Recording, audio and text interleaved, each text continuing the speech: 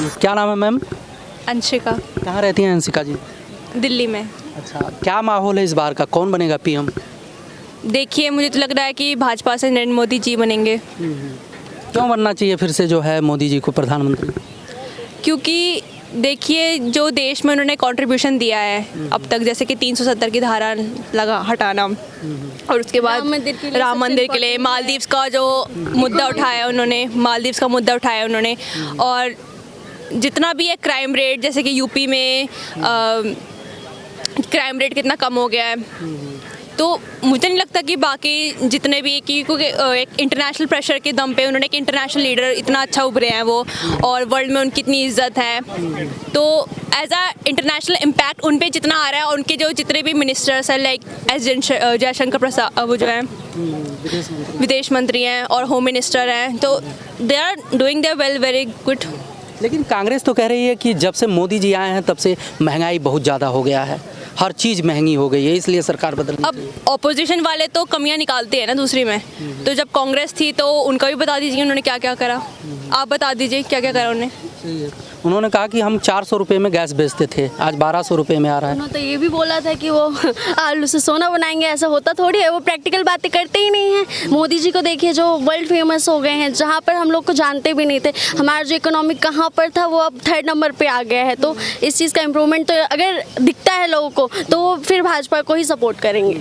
लेकिन बात बात में राहुल गांधी कहते हैं कि जो सत्ता पक्ष में है वो साफ़ सुथरा है, जो विपक्ष में है वो बेईमान है, भ्रष्टाचारी है। जैसे केजरीवाल जी को ईडी जो है लेकर गई, जेल में डाल दी। जहाँ जहाँ विपक्ष के लोग हैं उनके यहाँ ईडी और सीबीआई के छापे होते हैं। कहते हैं कि तानाशाही चल रहा है मोदी जी का, क्या मांग? तानाशाही कुछ नहीं है, भ्रष्टाचार तो खत्म करना है ना, तो उसके लिए मोदी जी कदम उठा रहे हैं। धीरे धीरे से सबका खुलासा करेंगे और सबको अपने अपने दरबार में पहुंचाएंगे।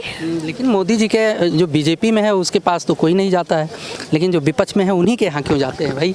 देखिए, मोदी जी और जो योगी जी है ना, वो उनके पीछे कोई नहीं है, आगे पीछे जो पैसा बचा के रखें या भ्रष्टाचार करें या कुछ करें, वो सिर्फ करते हैं देश के लिए। तो इसके लिए है कि वो दूसरों को पकड़ते हैं, क्योंकि उनके हैं परिवार वाले, वो बचाते हैं दूसरों के लिए। वो अपना जो है ना सनातनी वाला पूरा हिंदू, कट्टर हिंदू है, तो इसीलिए सब उन्हीं को सपोर्ट करेंगे। हम तो भाई उन्हीं को करते हैं। आपने कहा कट्टर, हम ही नहीं कि क्योंकि बाहर देश के जितने भी लोग हैं वो भी मोदी जी को बहुत एडमायर करते हैं। अगर उन्हें लगता है कि मोदी जी का इतना फेम क्यों हो रहा है, एज इंटरनेशनल पीपल उनको लाइक क्यों करे, क्योंकि उनमें कुछ है टैलेंट, उन्होंने कुछ इंडिया के लिए कंट्रीब्यूशन दिया है। अगर हम इंडियंस उन्हें पसंद कर रहे हैं तो बाहर के लोग भी पसंद कर रहे हैं, और बाहर के लोग ऐसे तो किसी चीज़ पर अट्रैक्ट नहीं होते। ऋषि सुनक उनको इतना एडमायर करते हैं, यूएस प्रेसिडेंट करते हैं, बहुत एज अ नेशनल लीडर कितना उभरे हैं, और उनका स्टेटस आज के वर्ल्ड में बहुत बड़ा है।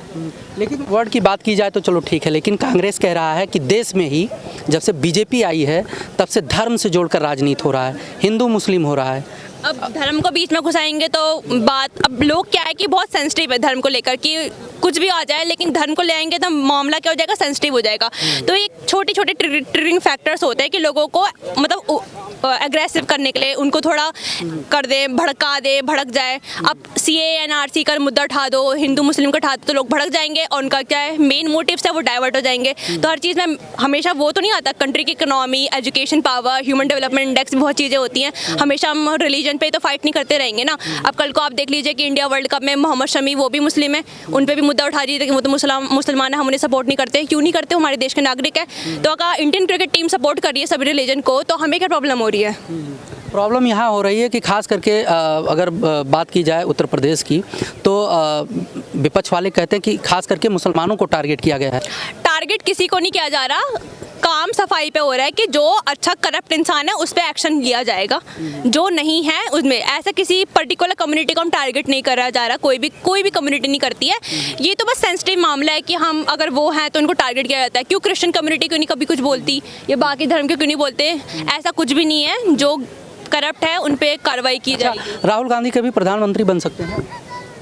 अब वो तो जनता बताएगी आगे, मतलब बन जाएंगे। मेरा व्यू तो अभी बता नहीं सकता, लेकिन आगे देखते हैं, जो जनता को मंजूर होगा वही होगा। क्या नाम है? जयंत। कहाँ रहते हैं जयंत जी? मैं रोहतक रहता हूँ जी। अच्छा, क्या माहौल है इस बार हरियाणा का, कौन वहाँ से आएगा चुन के लोकसभा में? हरियाणा में आएंगी बीजेपी। बीजेपी से तो कांग्रेस तो कह रहा है कि बीजेपी से परेशान है हरियाणा, कह रहे हैं कि वहाँ से जो है इस बार बदलाव होगा। कौन कह रहा है? कांग्रेस पूरा विपक्ष कह रहा है। अरे नहीं नहीं, वो सब झूठ है। मोदी ने जो काम किया है वो किसी ने नहीं किया है।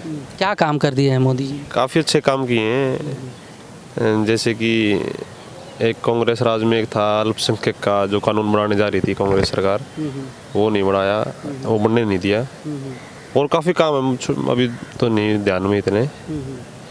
तो मतलब कुछ ऐसा है जिसकी वजह से आप मोदी जी को सपोर्ट करना चाहेंगे आपके हिसाब से? मोदी जी को हाँ काफ़ी हैं, अच्छा लगता है, मतलब कि बहुत उन्होंने काम किए हैं ऐसे यार, आपको भी पता। राहुल गांधी तो कह रहे हैं कि महंगाई इतना ज़्यादा हो गया है कि जो सामान 2014 में 10 रुपये की मिलती थी आज वो 20 और 25 की मिलती है, युवाओं के पास काम ही नहीं है। तो महंगाई तो एक अपने हिसाब से बढ़ती है। ये तो आपने कांग्रेस में जैसे 65 साल राज किया देश पे, तो जब भी बढ़ी है वो तो बढ़ती रहती है ना, ऐसा नहीं है। और दूसरी बात कि अगर राहुल गांधी ने कुछ ऐसा था, कुछ कर सकते थे, तो उनके पास 65 ईयर्स थे। और अभी हमारे तो बीजेपी के तो लगभग 15 ही साल हुए हैं, 15 भी नहीं, सॉरी 10 साल, थर्ड टर्म तो अभी आएगी। तो एक मौका दे के देखना चाहिए हमारे को, और ये मौका मिल जाए तो अच्छी बात है, नहीं तो वो पार्टी तो चेंज कभी भी हो सकती है, कोई बड़ी बात नहीं है। बाकी इस बार लग रहा है कि लोग, राहुल गांधी जातीय जनगणना की बात करते हैं, कहते हैं कि जो जितना है उसको उतना अधिकार मिलना चाहिए, इससे सहमत हैं? जाति जनगणना की तो हो जानी चाहिए, कोई खास बात नहीं है। तो जाति जनगणना तो होना चाहिए। कह रहे हैं कि जैसे ओबीसी जितने हैं उनको 50% जो है आरक्षण मिलना चाहिए, SC ST वालों को अलग उनके संख्या के आधार पर जो है उनको व्यवस्थाएं दी जाएंगी, सामान्य वर्ग में जो जैसा है उसके हिसाब से उनको आरक्षण दिया जाएगा, ऐसा होना चाहिए? नहीं देखो, इस बारे में तो मेरे को ज़्यादा नहीं पता है। SC ST के बारे में जैसे आप पूछ रहे हो भाई क्या है, पर इतना पता है कि जाति जनगणना होनी चाहिए, वो एक ज़रूरी है। और रही जो आप पूछ रहे शायद कोटे के बारे में, कोटा तो दिया जाना चाहिए अगर जो जिस लेवल पे है। अगर मान लो जो जैसे हमारे पहले, मतलब जात के हिसाब से कोटा देना चाहिए या लेवल के हिसाब से, उसकी आर्थिक स्थिति के हिसाब से? नहीं, लेवल के हिसाब से। देखो ये तो सबको ही पता है कि अभी वो जाति वाला चक्कर तो रहा नहीं पहले वाला। पहले एक जरूरत थी, आज से काफ़ी साल पहले, कि एक जाति के आधार पर जरूरत होती थी लोगों को, क्योंकि उनको थोड़ा मानसिक पीड़ा भी सहन करनी पड़ती थी। तो अभी तो लेवल के हिसाब से देना चाहिए। मतलब आप लेवल यानी कि आर्थिक स्थिति के हिसाब से स्थिति के- कोटा देना चाहिए? जी, आर्थिक स्थिति के हिसाब से। चलिए, बहुत बहुत धन्यवाद।